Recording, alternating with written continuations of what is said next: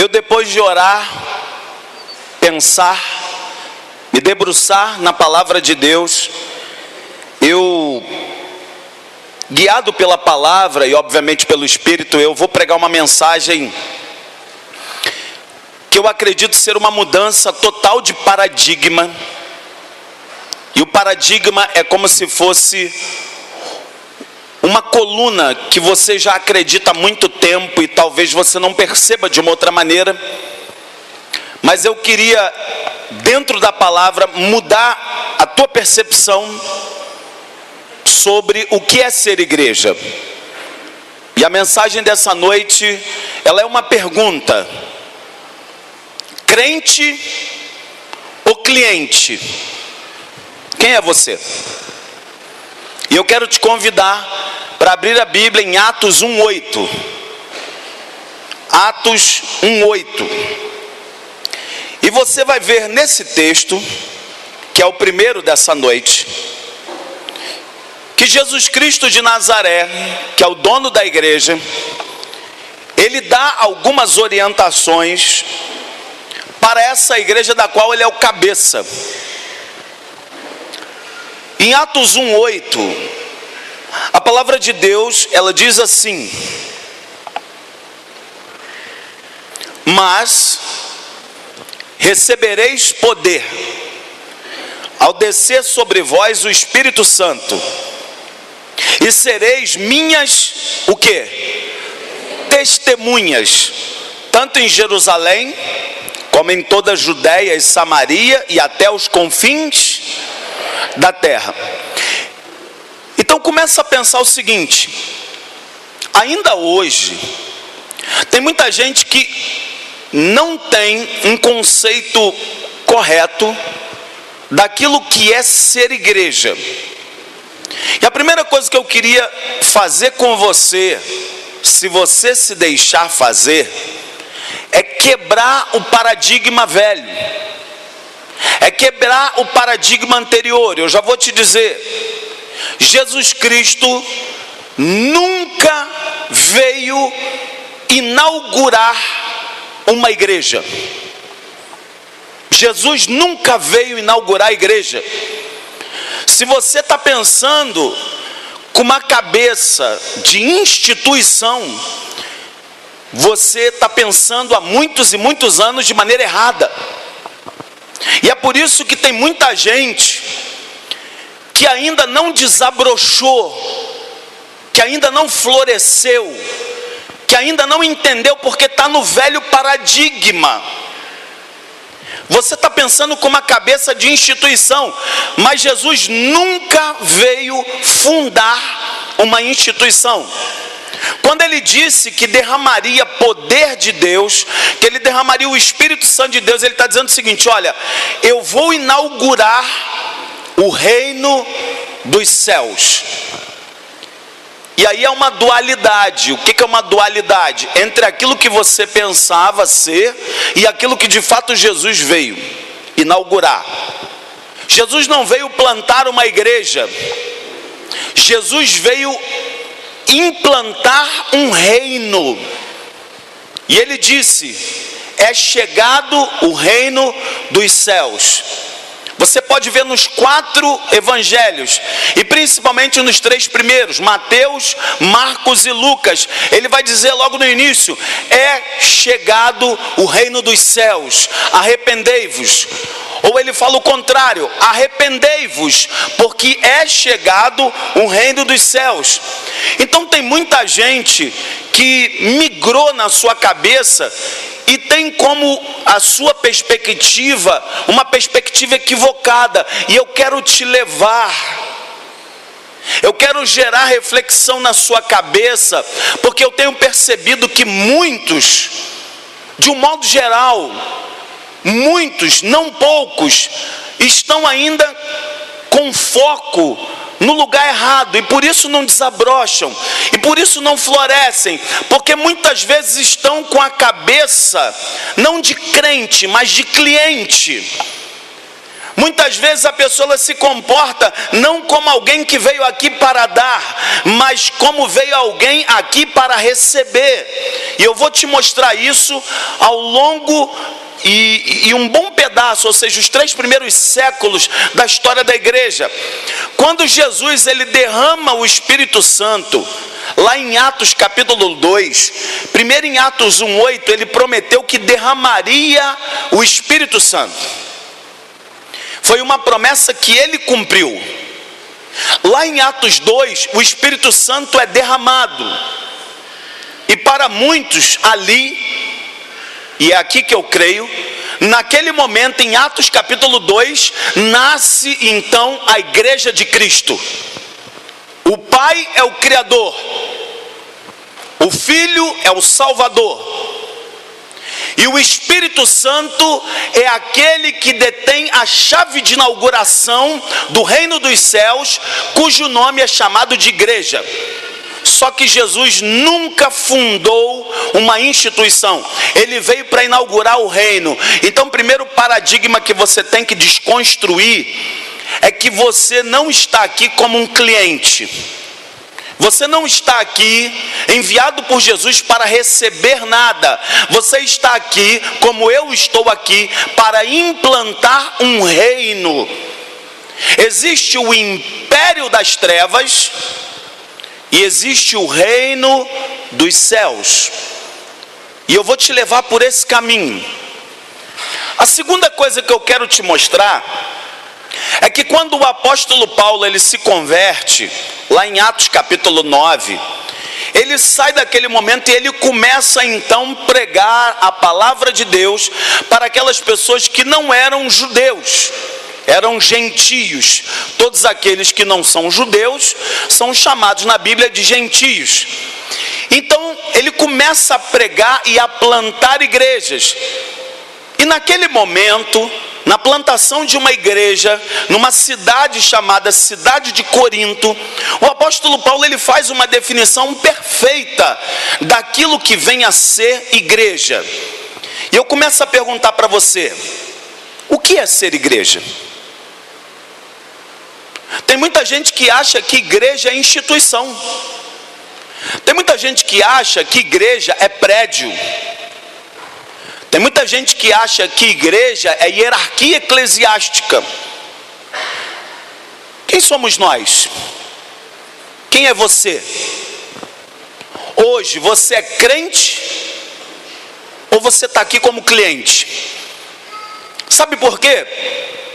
Porque se o teu paradigma, a tua chave interna, ela não modificar, você vai continuar esperando por algo que nunca vai receber. E eu vou te dizer o que? Quando a tua cabeça ela está como um cliente, eu vou te explicar os personagens. Quando você é crente, você entende que um é o cabeça. E quem é o cabeça da igreja? Jesus de Nazaré, sim ou não? Ele é o cabeça. Então vamos lá. O apóstolo Paulo, ele vai definir a igreja como um corpo. E essa passagem, ela está em 1 Coríntios 12. Pode colocar aí na projeção. O apóstolo Paulo, ele vai falar sobre a unidade orgânica da igreja. E eu vou abrir aqui contigo a minha Bíblia. 1 Coríntios 12. Ele vai dizer assim, e eu vou juntar todas as peças desse quebra-cabeça, e fica ligado para você entender onde é que eu quero te levar. Ele diz assim, 1 Coríntios 12, 12. Porque assim como o corpo é um e tem muitos membros, e todos os membros, sendo muitos, constituem um só corpo, assim também com respeito a... Ele não fala da igreja, ele não está falando aqui de instituição, ele não está falando aqui de um prédio, ele não está falando de parede, ele está falando do corpo de Cristo, do corpo misterioso de Cristo. E Jesus é o cabeça. E desse corpo misterioso, nós somos o quê? Membros. Sim ou não? Lembra daquela tua aula da 6ª série da tia Maricotinha de ciências? O corpo está dividido em 3 grandes partes: cabeça, cabeça e membros, não é isso? Só que se você entender, nós somos um sistema interligado. E o apóstolo Paulo, ele começa a mostrar aqui que dentro desse corpo nós precisamos e estamos e somos interdependentes.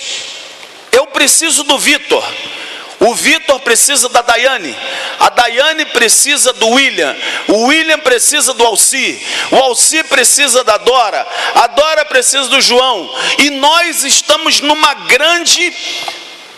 grande corpo místico. Só que quando você não entende isso, quando você está se vendo não como corpo de Cristo, mas como instituição, a tua cabeça deixa de ser de crente para virar cliente. Como é um cliente e não um crente? O cliente é assim. Primeira coisa, para aquele que é crente, ele sai da casa dele para vir aqui adorar. O cliente não. Ele vem aqui para assistir, como se isso aqui fosse uma peça de teatro, só que não é. Você não vem aqui para entretenimento, você não vem aqui para receber alguma coisa, você veio aqui para dar. Você veio aqui para dar amor, você veio aqui para dar louvor, você veio aqui para dar adoração, você veio aqui para dar o seu dízimo e oferta, você veio aqui para dar a sua expressão de adoração a Deus. Mas quando você se comporta como cliente e não como crente, você acha que saiu da sua casa para que alguém venha aqui entreter você durante 2 horas e você no final, como um espetáculo de teatro, aprovar ou reprovar, do tipo: hoje eu não gostei do culto, hoje eu não gostei da palavra, hoje eu não gostei do ventilador, hoje eu não gostei do pastor que pregou. Só que essa postura é de cliente, não é de crente. Porque a postura do crente, não me interessa se um data show vai funcionar e o outro está ruim, não importa se tiver só violão e voz ou se for só vídeo. Até porque se nós fôssemos pensar no corpo de Cristo na África, não tem data show, não tem CD, não tem DVD, não tem telhado, o povo está no meio da igreja, o povo é igreja e o povo está descalço, adorando e glorificando o nome do Senhor. Se você for pegar a igreja oriental, o corpo místico de Cristo lá no Japão, na Coreia do Sul, é diferente. Então o que é que eu quero te mostrar? Que quando você vem com o seu paradigma de cliente, você não entendeu ainda quem é o cabeça e nem quem é você no corpo. Uma outra coisa é o seguinte: quando você vem com a cabeça de crente, você entende que você tem um pastor. E esse pastor, ele é estipulado por Deus nas Escrituras Sagradas para ser o guia espiritual do rebanho. E consequentemente, ele trabalha com seus auxiliares, o seu corpo de liderança que estão estabelecidos dentro da palavra, para que então o corpo tenha saúde. A cabeça do cliente não funciona assim. É mais ou menos assim: bom, eu vou lá na igreja e eu dou o meu dízimo. E ele não é pastor, ele é gerente de banco. E ele tem que me agradar. Tudo ele tem que fazer para me agradar. No momento em que ele me desagradar, eu pego a minha conta bancária espiritual, levanto daqui, falo mal dele e vou para outra agência espiritual para que um outro gerente da minha conta espiritual me agrade. Porque você não entendeu ainda, você está com um paradigma no lugar errado. Quando você se vê como corpo, Quando você entende que o cabeça da igreja é Jesus Cristo de Nazaré, e que nós somos membros desse corpo, nós estamos interconectados, nós estamos entrelaçados no mundo espiritual, que ninguém é mais importante que ninguém, você jamais teria coragem de pegar e dar um tiro no seu pé. Sabe por quê? Porque quando você dá um tiro no pé, você está acertando você mesmo. Então o que eu quero logo te ensinar? Todos aqueles que estão dentro do corpo de Cristo e começam a semear fofoca e contenda, ele não está entendendo, mas ele está fazendo mal para ele mesmo. Ele está envenenando o seu próprio corpo. Quando você pega uma pessoa que nas escondidas estão criticando pastores e líderes, cuidado, essa pessoa está matando o corpo e está matando a si mesmo. Lá em 1 Samuel, a Bíblia vai dizer que o pecado da rebelião é pior que o pecado da feitiçaria. Ou seja, todo aquele que levanta um motim dentro da igreja para minar o corpo da igreja, para poder dividir a igreja, para dividir liderança, para ficar de disse e me disse, ele não está entendendo, ele não está se comportando como crente, mas ele está se comportando como cliente, porque no momento em que ele fala mal de pastor, ele fala mal do líder, ele fala mal da célula, ele fala mal da denominação, ele fala mal do que for, ele está tomando um copo de veneno e ele está morrendo, porque ele não é crente, ele está se comportando como cliente. Aí o que aconteceu na história da igreja? O século I da igreja foi marcado pelo poder de Deus. Jesus levanta 12 discípulos, chama esses homens, dá autoridade e poder para eles, derrama o poder do Espírito Santo sobre eles, chama os 12, treina esses homens durante 3 anos, ele morre, sobe aos céus, derrama o Espírito de poder, e o tempo passa. Passaram-se 50 anos, e eu não sei se você sabe, uma das últimas cartas do apóstolo Paulo foram escritas em torno do ano 60 até 65 mais ou menos. Praticamente todos os discípulos viveram o martírio, morreram por causa de Jesus. Jesus morreu crucificado, Pedro morreu crucificado de cabeça para baixo, e tantos outros foram martirizados. Estevão morreu apedrejado, foi o primeiro diácono da igreja cristã do primeiro século. O tempo se passa, 100 anos se passam, o tempo vai passando. O que acontece? A igreja nesse momento, ela não tem um estabelecimento que hoje você chama de templo. E tem muita gente que chama o templo de igreja, o que está errado. Porque lá na carta de Paulo aos Coríntios, ele vai dizer que o templo de Deus somos quem? Eu sou igreja. Diga, eu sou igreja.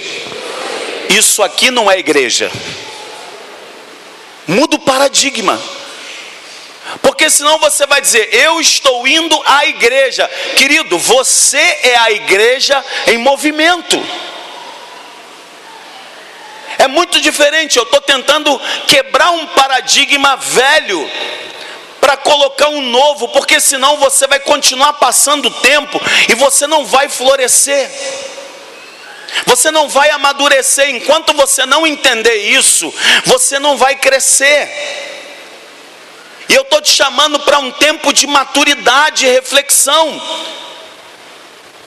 Quando as pessoas muitas vezes elas são contrariadas dentro da instituição, sabe o que elas fazem? Elas torcem biquinho.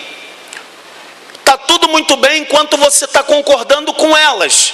Quando você discorda, coloca o seu ponto de vista, dá a sua orientação pastoral, e não é aquilo que a ovelha queria, ela torce o biquinho e se comporta como cliente e diz, não vou mais ficar aqui, vou embora. Isso é pensamento de cliente, não é pensamento de crente. Houve um homem na carta de João, o nome desse homem chamava-se Diótrefes. Terceira carta de João. Esse homem, ele era o próprio capeta dentro da igreja. Sabe por quê? Quem plantou essa igreja foi João. João saiu nas suas peregrinações, nas suas plantações. Sabe o que esse camarada Diótrefes fazia? Ele apurrinhava o povo da igreja, não deixava gente nova entrar, porque a Bíblia diz que ele ficava lá na porta impedindo as pessoas de entrar, e ele era um problemático. E isso hoje ainda acontece, sabe por quê? Porque o Diótrefes não é crente, ele é cliente. Ele acha que ele é o dono de alguma coisa. E aqui só há um dono, cujo nome é Jesus Cristo de Nazaré, o cabeça da igreja. Nós estamos debaixo do comando espiritual de Jesus de Nazaré. Se você não entender isso, você não entendeu o que é ser igreja. Vamos para dentro da Bíblia. Vamos caminhar dentro da Bíblia. E eu vou fazer aqui um comparativo com você. Abra sua Bíblia aí em Efésios 4, 11 e 12. Efésios 4, 11 e 12. Olha o que a Bíblia está falando. Efésios 4, 11 e 12. Está falando de Jesus, tá? E ele mesmo concedeu uns para apóstolos, outros para profetas, outros para evangelistas, outros para pastores e mestres, com vistas ao aperfeiçoamento dos santos, para o desempenho do seu serviço e para a edificação do corpo de Cristo. Ele não está falando de igreja. O corpo de Cristo é a igreja. Nós somos a igreja, mas nós somos um corpo. Eu preciso de você, você precisa de mim, nós precisamos de Cristo até o fim. É o que diz a musiquinha das crianças. Então não tem essa de que um é mais importante, o outro é menos importante, a um é preterido do pastor, ao outro o pastor ama mais, ninguém me chama, ninguém me escolhe, ninguém está me vendo, coitadinho de mim. Isso é postura de cliente. Se não me chamar eu estou doidinho. Ninguém me liga, o pastor não veio aqui na minha casa. Meu querido, pensa numa coisa. Essa igreja é uma igreja em célula. A célula é a menor parte de um corpo vivo. Se você não entender isso, você ainda não entendeu a visão dessa igreja. Um é o cabeça, o comando é dele. Como é que ele rege a igreja? Através da palavra. Como é que ele rege a igreja? Através de pastores e líderes, através de liderança de célula que é bíblica. Então nós estamos interconectados, nós estamos entrelaçados, nós temos líderes que se interconectam agora, não com postura de cliente, mas com postura de crente. Amai-vos uns aos outros, suportai-vos mutuamente, perdoai uns aos outros, levai as cargas uns dos outros, cuidai uns dos outros, orai uns pelos outros. A comunidade dos discípulos de Cristo nunca se comportou como uma instituição. Mas aí vem o problema da história. E aí eu vou falar um pouco de história da igreja, sem ser chato. Por volta do ano 300, apareceu um homem, um imperador, chamado Constantino. E esse homem, ele era pagão, mas ele tinha uma mãe cujo nome era Helena. E essa mulher, ela era afeiçoada e convertida. Essa mulher era crente. Só que Constantino, ele era romano, pagão, mas ele era esperto, ele era político do seu tempo. E como imperador, ele entendeu que naquela época, no século de número 3, havia em Roma 6 milhões de cristãos aproximadamente. O que ele fez? Bom, dentro do meu império, hoje não tem mais como segurar, tem 6 milhões de cristãos. O que eu vou fazer? Eu vou atender o pedido da minha mãe. O que Helena pediu para ele? Meu filho Constantino, crie para mim um lugar onde eu possa adorar Jesus de Nazaré. O que Constantino faz? Constantino cria o maior problema no século III que perdura até hoje, um negócio chamado instituição. E aí tem um problema, porque Jesus nunca inaugurou instituição. Jesus veio inaugurar o reino através do seu corpo, através de dons, de talentos, de pessoas diferentes, pessoas de diferentes lugares, culturas e situações. Aí o que o Constantino fez? Ele cria uma instituição. E eu vou fazer aqui um paralelo, e eu peço que você preste bem atenção entre o paralelo da instituição e o paralelo do corpo de Cristo. Olha como é que as coisas são completamente diferentes. Constantino criou uma instituição. Jesus inaugurou um corpo e um reino. Constantino inaugurou as ordens hierárquicas eclesiásticas. Jesus nunca inaugurou isso. Jesus gerou membros com os seus dons e os seus talentos. Constantino criou dogmas. Jesus não. Jesus deixou ensinamentos. Ele deixou a doutrina com os apóstolos. Constantino, ele criou o sincretismo religioso, que perdura até hoje. Você sabe o que é sincretismo religioso, meu irmão? O sincretismo religioso é o que está impregnado na cultura evangélica brasileira.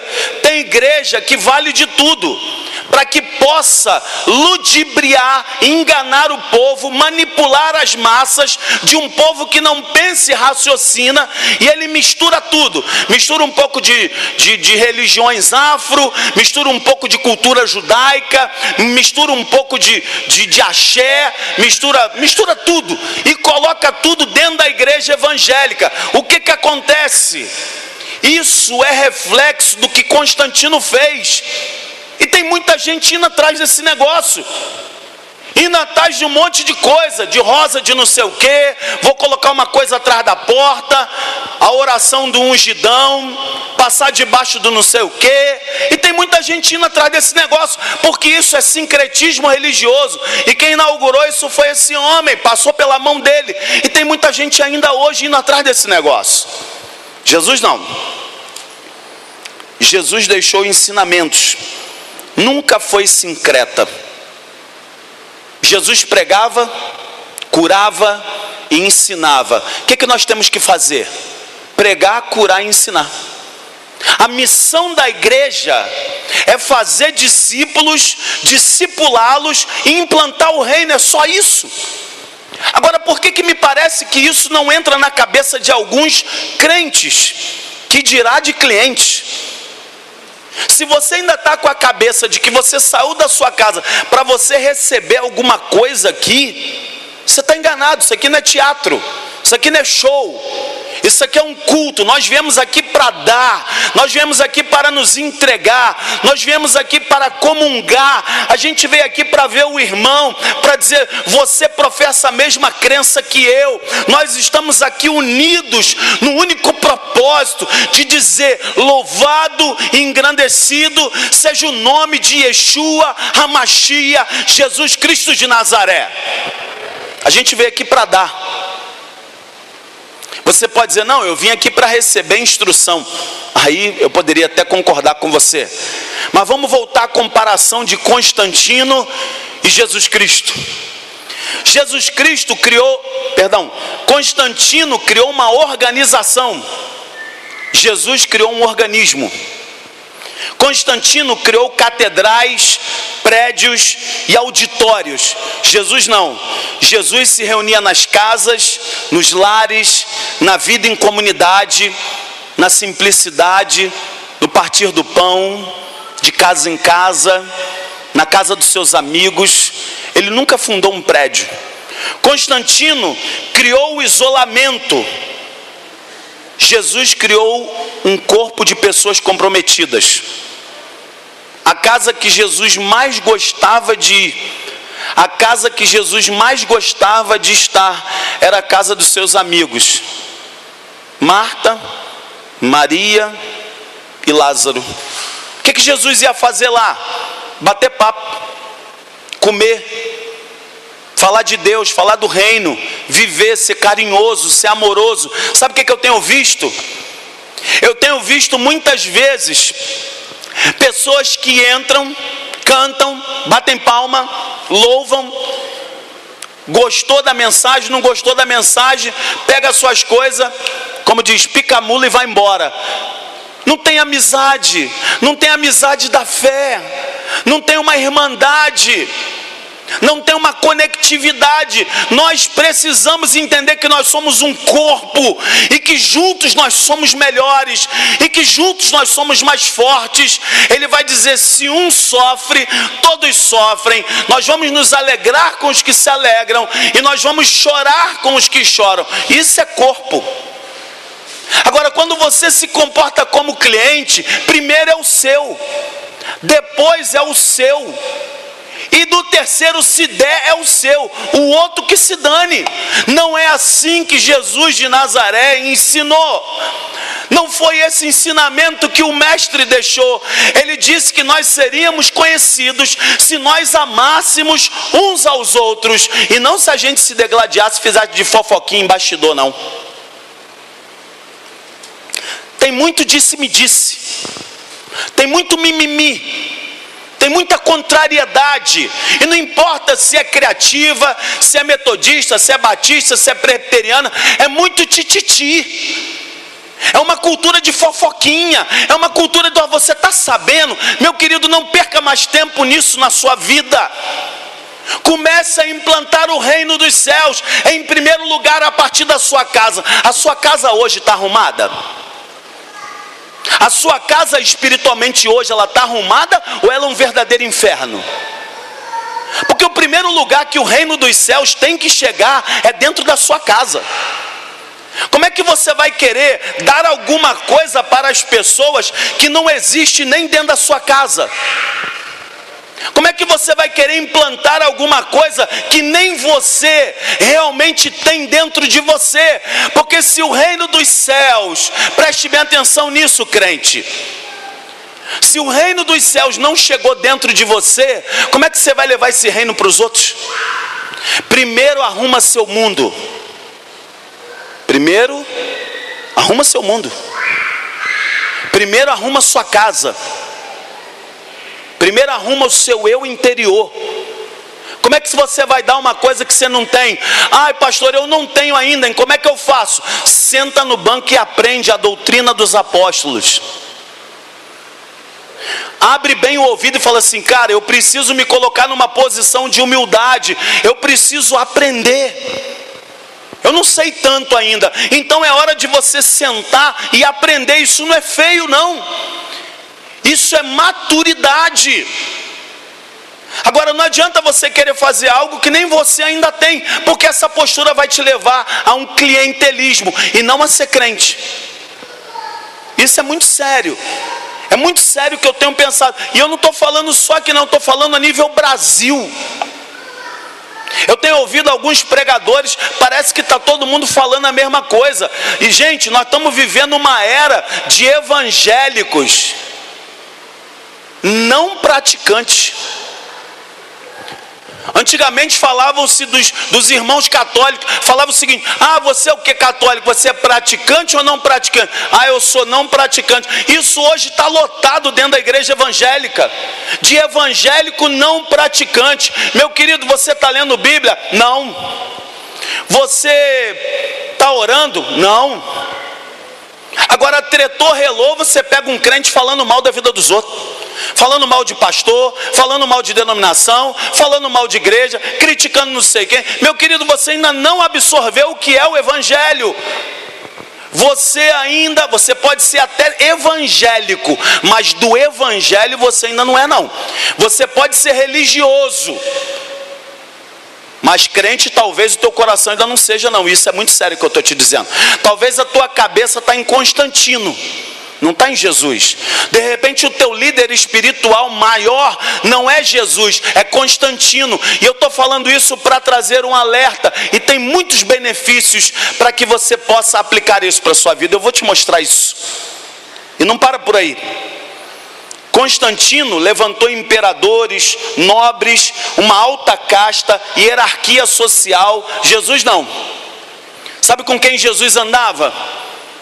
Com prostituta, leproso, surdo, mudo, manco, coxo. Jesus estava no meio. Se fosse hoje, Jesus estaria nos hospitais, Jesus estaria nos presídios. Aí sabe o que a gente faz? A gente se encastela. Eu louvo a Deus, irmãos, porque está inaugurado um novo projeto dessa igreja, a capelania criativa. Eu sempre falei isso, o pessoal pegou e tomou coragem e foi. O pessoal está fazendo um trabalho lindo no Hospital São Vicente, e eu acho que isso merece uma salva de palmas para essa galera que entendeu o que é reino.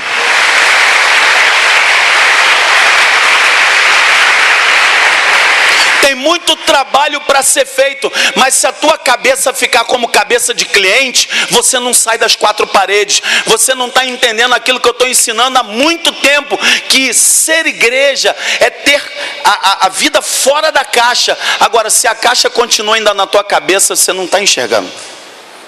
Jesus trabalhou com pessoas comuns, com gente simples. Constantino não. Constantino gerou consumidores da fé. Jesus não. Jesus gerou produtores. Aliás, faço um parêntese aqui. Essa semana que passou, eu fui a um funeral de um familiar da minha esposa. E lá chegando, eu tive o privilégio de conhecer um homem que ele, além de mexer com gado, ele mexe com a criação de abelhas. Ele é um apicultor. E eu simplesmente, como sou fascinado pelo conhecimento, eu comecei a perguntar como é que era essa coisa da produção do mel, a questão da abelha, de tudo isso relacionado.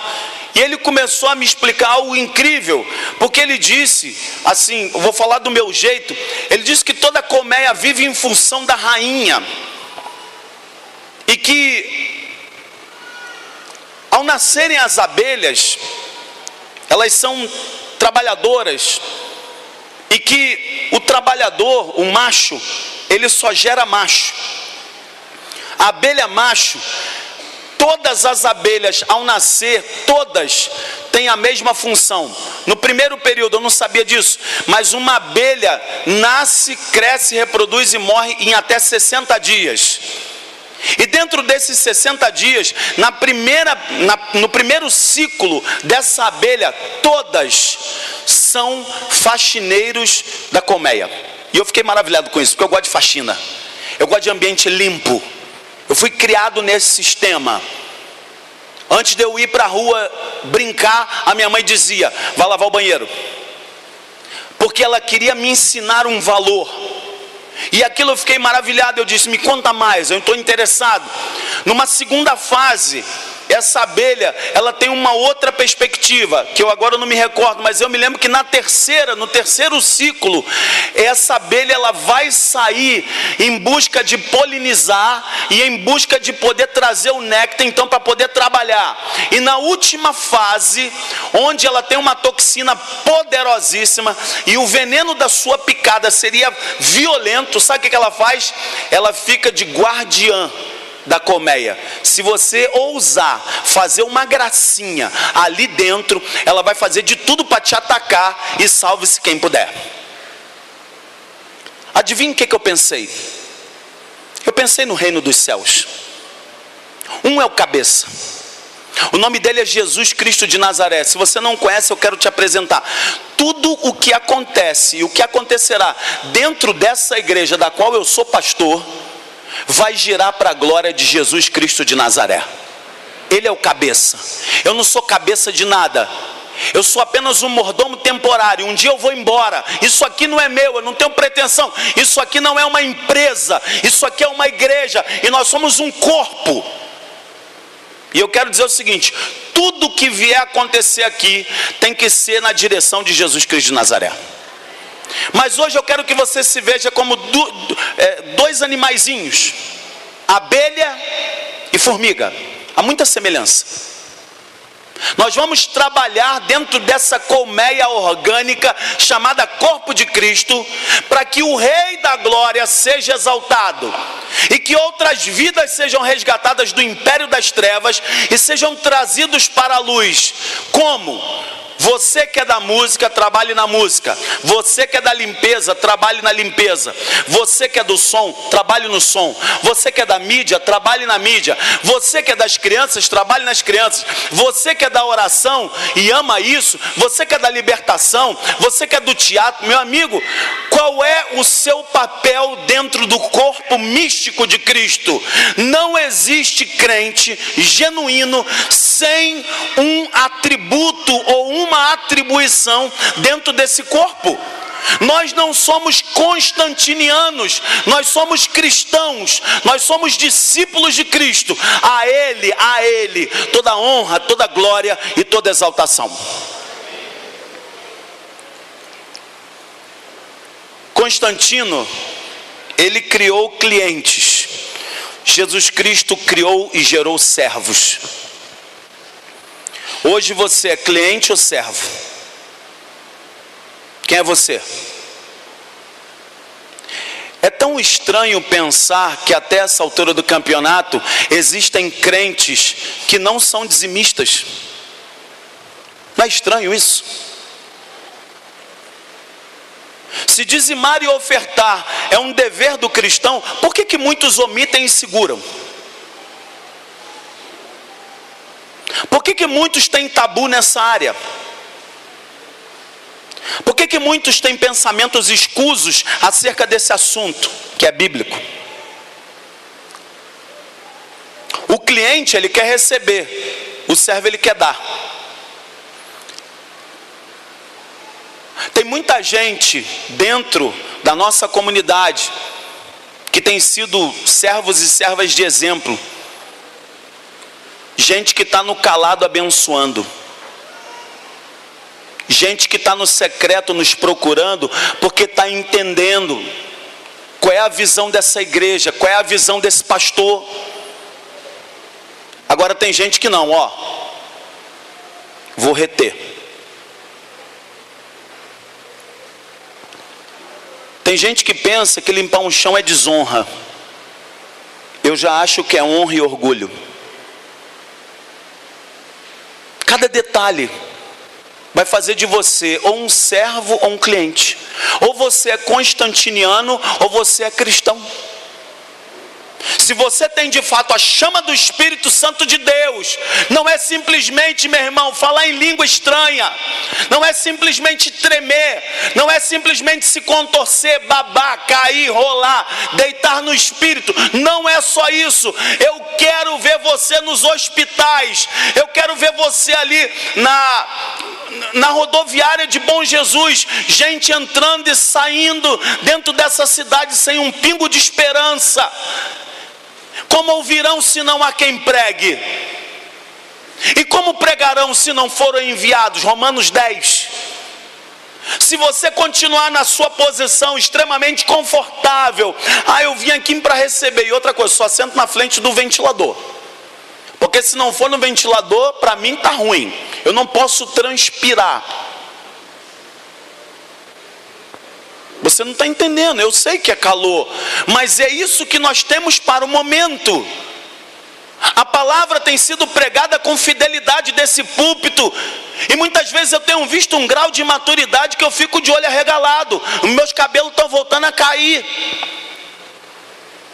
Tu é crente ou tu é cliente?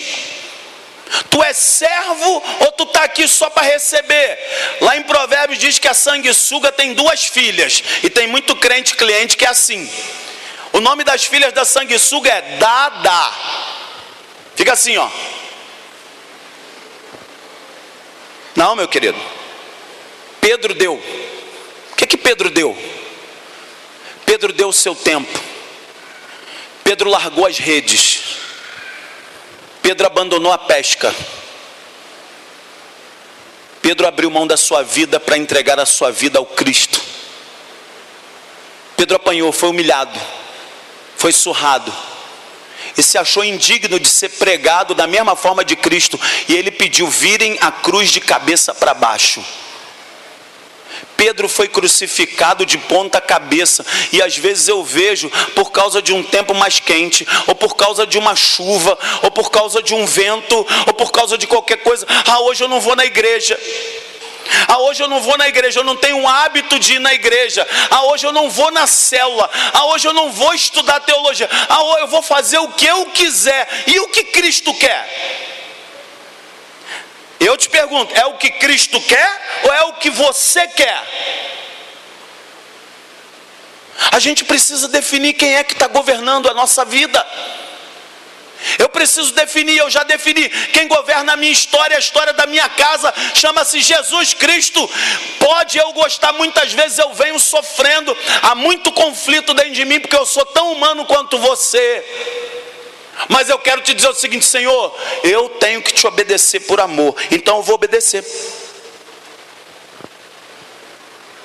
Você tem que obedecer, porque você diz que você é crente, e se você é crente, o seu dono é Jesus Cristo de Nazaré. Então passa a sua vida de papel passado para Ele, deixa Ele governar a sua casa. Constantino, ele queria fazer a manutenção do sistema. Jesus não. Jesus gerou cristãos produtivos. Constantino gerou cristãos clientes. Constantino gerou recursos humanos. Jesus não. Gerou humanos como recursos. É diferente. Aí sabe o que o diabo fez? O diabo é muito esperto. Ele é o inimigo da igreja. Em João 10:10, a palavra de Deus vai dizer que o diabo, ele veio para roubar, matar e destruir. Mas sabe o que ele fez com muitos crentes? Ele neutralizou. O que é neutralizar um crente? Está cheio disso. Sabe como é que é um crente neutralizado? É um crente indiferente. Tanto faz. Tanto faz se vai ter culto, tanto faz se não vai ter. Tanto faz se eu ler, tanto faz se eu não for. Tanto faz se eu dizimar, tanto faz se eu subir para o encontro, se eu não subir também, tanto faz. Tanto faz se eu estou na etc, tanto faz. Se eu estiver bem, se eu não estiver bem, também. Só que eu quero te lembrar uma coisa muito séria. Lá no Apocalipse, João, o evangelista, ele tem um arrebatamento. Ele tem uma visão espiritual. E pelo poder do Cristo vivo, ele é levado a uma outra dimensão onde Cristo está. E o dono da igreja, Jesus de Nazaré, ele começa a falar sobre as 7 igrejas da Ásia. Cada igreja é uma representação da igreja mundial, da igreja universal, da igreja do todo, da noiva do Cristo.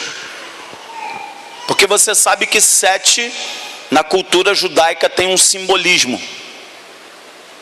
Então, dentro das 7 igrejas, Jesus vai dizer que ele passeia no meio da igreja. E a frase que começa para todas as igrejas, ele diz: eu conheço as tuas obras. Eu conheço as tuas obras. Igreja de Laodiceia, eu conheço as tuas obras. Igreja de Esmirna, eu conheço as tuas obras. Igreja de Tiatira, eu conheço as tuas obras. E ele vai citando todos os nomes. Sabe o que ele quer dizer com isso? Que por mais que você pense que você está escondido na multidão, ele conhece as tuas obras.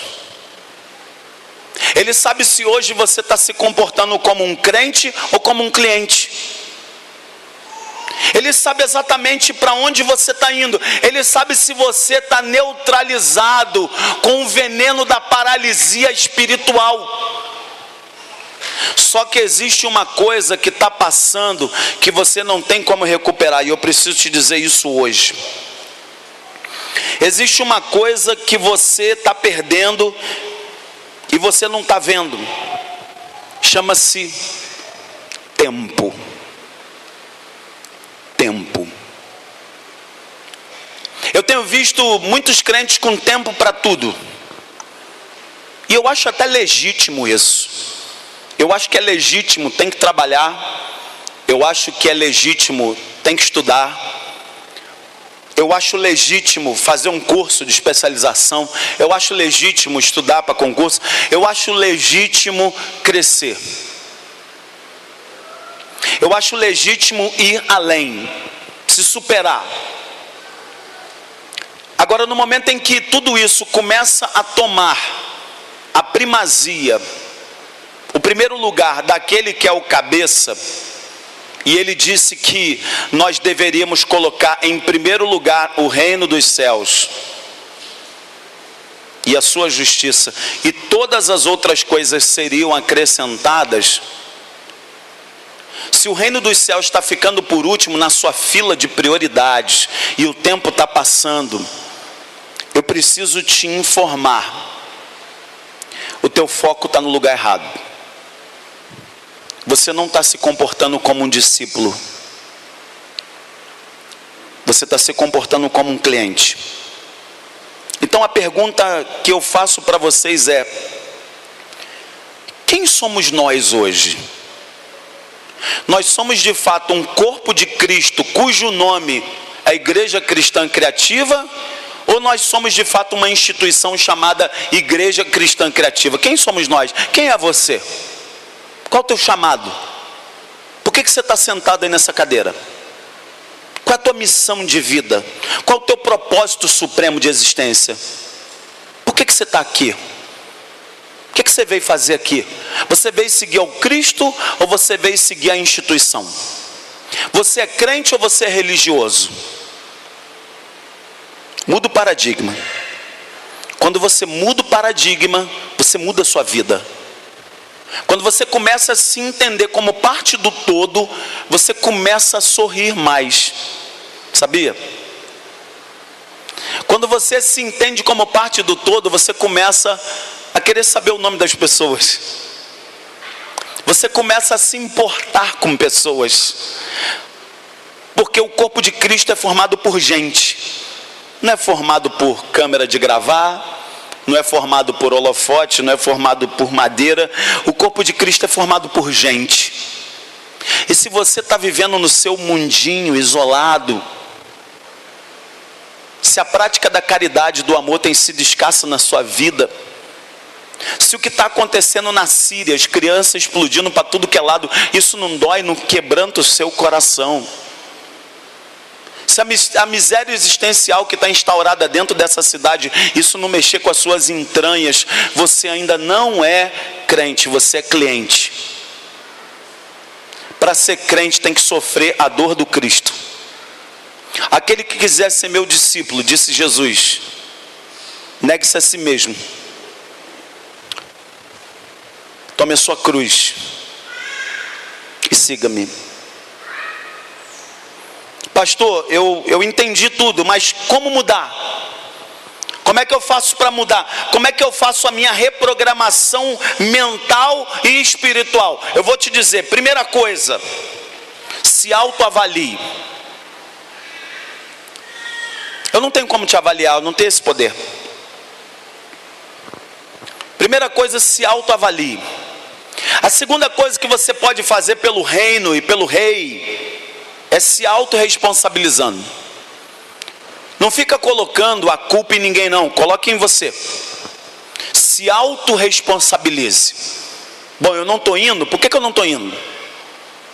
Eu não estou me envolvendo, por que eu não estou me envolvendo? Por que eu não estou fazendo mais? Por que eu poderia ir além e por que eu não estou indo além? Terceira coisa, você tem que quebrar tabus. O que é quebrar tabu? É começar a andar com gente que Jesus andava. E esse recado eu quero dar especialmente para os mais maduros na fé. Gente que está com 5, 10, 15, 20 anos de igreja, sentado em banco de igreja, só esperando para engordar espiritualmente e não fazer nada pelo reino, tem alguma coisa estranha. É hora de queimar as calorias espirituais, é hora de dar a cara para bater, é hora de sair das quatro paredes desse ginásio, porque isso aqui não é igreja, isso aqui é um ginásio. E diga-se de passagem, está alugado, nem nosso isso aqui é. Então é você quem vai fazer diferença em Bom Jesus do Norte. É você quem vai fazer diferença na sua cidade. É você quem vai fazer diferença na sua região. Se autorresponsabilize. Para de culpar os outros. Em quarto lugar, você tem que se esvaziar. Porque enquanto o seu ego prevalecer, você está cheio do eu. E o Cristo não reinou ainda. Só tem um trono. Ou é você no teu ego, ou é Jesus. Quem vai reinar? Ou é você ou é Jesus. Em quinto e último lugar, coloca um novo paradigma chamado essência. Sabe qual é a essência? A essência da igreja é amar pessoas. A essência da igreja é ir onde ninguém quer mais ir. O cliente, ele quer ser visitado. O servo é um visitador. O cliente quer receber. O servo quer doar. Eu achei magnífica a palestra da doutora Daiane. E sabe o que ficou muito claro para mim? É que nós estamos numa era de profunda informação. Hoje, se eu quiser, eu acesso o mundo nisso. Mas nunca se viu tanta gente deprimida, solitária, frustrada, querendo afeto. E nós estamos vivendo a era do apagão dos afetos. Está faltando amor. Está faltando sensibilidade, essência. Eu estou concluindo. Um teólogo chamado Elton Trueblood, ele diz o seguinte: os cristãos, eles são chamados a serem instrumentos para a redenção do mundo, ou apenas recipientes de benefícios espirituais. Você está aqui só para ficar recebendo, enchendo, ou você está aqui para receber e compartilhar? Você sabe que a palavra compartilhar, ela é a junção de duas palavras, cumpanis. Cumpanis significa compartilhar o pão. Significa partilhar o pão. Você está aqui só para receber? Receber. Passaram-se 5 anos, passaram-se 10 anos, passaram-se 20 anos, não converte ninguém, não ganha uma alma, não muda uma vida, não faz diferença na vida de ninguém, e recebe. E o Cristo, cabeça, falou: e aí, meu filho, quando é que vai ser o ID? Façam discípulos, e façam urgente. Discipulem pessoas, ajudem pessoas a crescerem na graça e no conhecimento de Cristo. Está cheio de gente desesperada e sem orientação. Está cheio de família disfuncional. Vou usar essa linguagem aqui. Está cheio de filho, cheio de problema. Está cheio de casamento deteriorado. Está cheio de gente, cheio de problema mental, sem saúde mental, sem equilíbrio emocional. Gente que está precisando de um telefonema, gente que está precisando de uma ligação, gente que está precisando de uma visita. E você está achando que eu tenho que fazer tudo? Não! Se nós formos corpo, esse dedo, ele vai fazer toda a diferença na vida dos outros. Esse antebraço, esse braço, essa boca, essa clavícula, quem é você no corpo? Por que você está aqui? Faça uma autoanálise. A igreja é essencial para o cristão, não porque ela lhe dá benefícios ou mesmo inspiração, mas porque com todas as suas falhas, e a igreja tem falhas, a igreja é um instrumento indispensável para a redenção do mundo. Quebre o paradigma. Se você é cliente, deixa eu falar uma coisa para você: feche a sua conta na agência do Constantino, porque creia, Jesus já tem morada para você no céu. Curve a sua cabeça e faça uma autoanálise nesse momento, em nome de Jesus. Amém. Senhor, o desejo do meu coração é que tudo que foi dito aqui, pelo menos 10% caia como semente viva dentro do coração, e que possa gerar vida dentro do corpo de Cristo, a igreja. Senhor, em nome de Jesus, que a gente quebre o paradigma velho, que vem o novo, a essência, aquilo que o Senhor plantou lá em Atos 2, o poder do Espírito Santo, de homens e mulheres que não tinham medo de nada e nem de ninguém, que saíam pregando, curando, evangelizando, discipulando, amando, pegando fogo como brasas vivas do teu altar. Senhor, eu quero essa igreja de volta. Eu quero uma igreja que pega fogo, uma igreja que seja apaixonada por Jesus, uma igreja que ame Jesus, que obedeça Jesus, que tema Jesus, que viva o ID de Jesus. Mas, Senhor, eu te peço, quebra paradigmas antigos nessa noite, em nome do teu Filho amado. Nos ajude, Senhor, nos ajude a de fato viver águas de profundidade. Nos ajude, Senhor, que todo mimimi cesse, que toda infantilidade espiritual termine, e que a gente cresça, que Jesus cresça dentro de nós. Ó Pai, levanta uma igreja madura, uma igreja forte, uma igreja estruturada na palavra e no poder do Santo Espírito. Essa é a minha oração, crendo que uma nova geração acaba de ser inaugurada, para a glória e para a honra do teu nome, em Cristo Jesus. Amém.